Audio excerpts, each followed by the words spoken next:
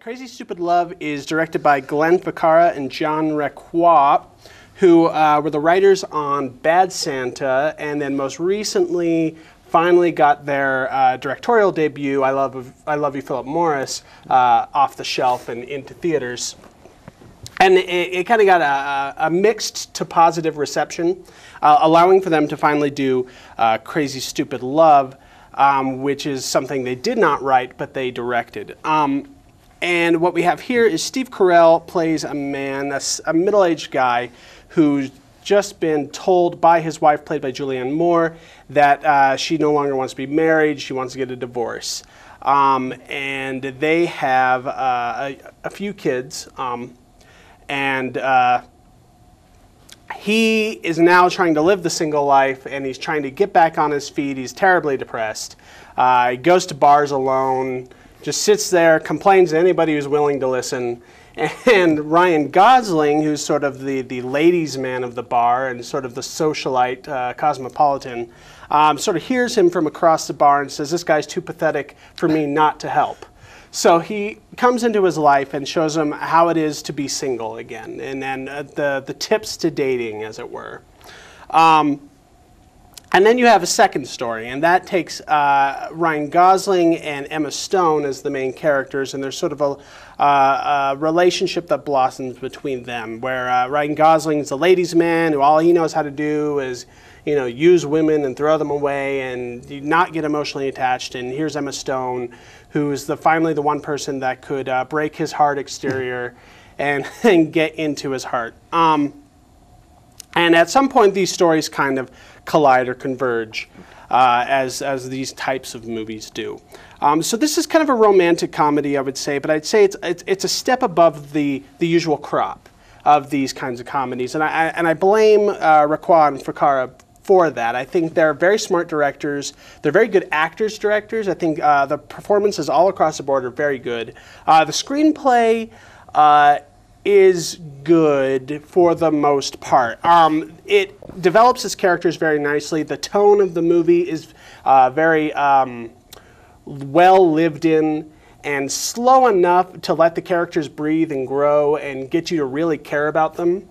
And then towards the last third of the movie, it takes this really herky-jerky shift into the full-on high-concept kind of romantic comedy, and I was disappointed that it had to take that turn. I felt like it wasn't a movie that needed to be that movie. Up until that point, it was becoming one of my favorite movies of the year.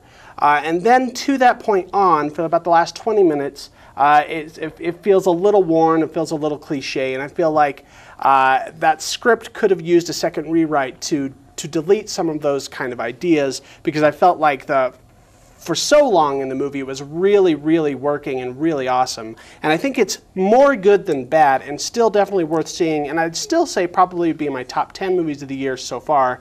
I give it a B+. B+? I liked it. I liked it.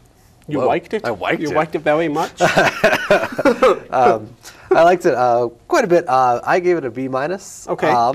Okay. Why? Let's find out what I wrote. Let's see. Oh, yeah.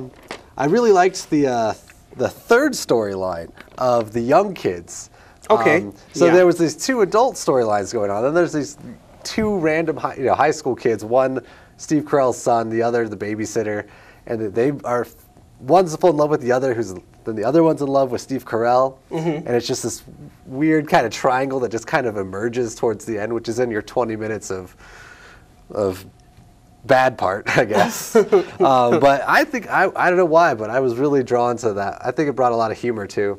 I mean, it was already a funny movie, but it brought a good humor element, one that I enjoyed at least. All right. I think the reason I gave it a B- was, it's a real chick flick. Like, it's a chick flick. It's got a real enough flavor to it, but it's still pretty Hollywood. In what sense? Well, it's not that.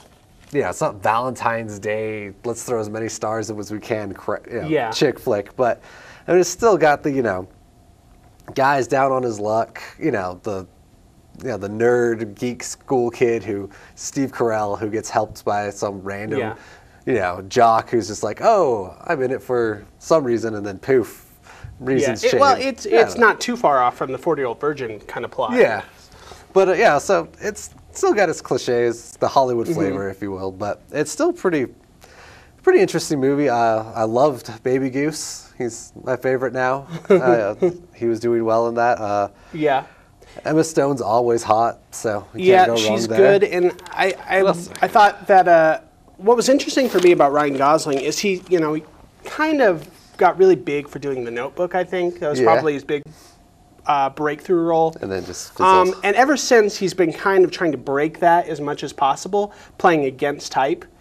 So he does a lot of these kind of weird, reclusive, quiet. I mean, Drive just came out, and Half Nelson and Lars and the Real Girl, and those kind of roles to try and step away from that character. So it was kind of nice for him to just play comfortably in type. Yeah.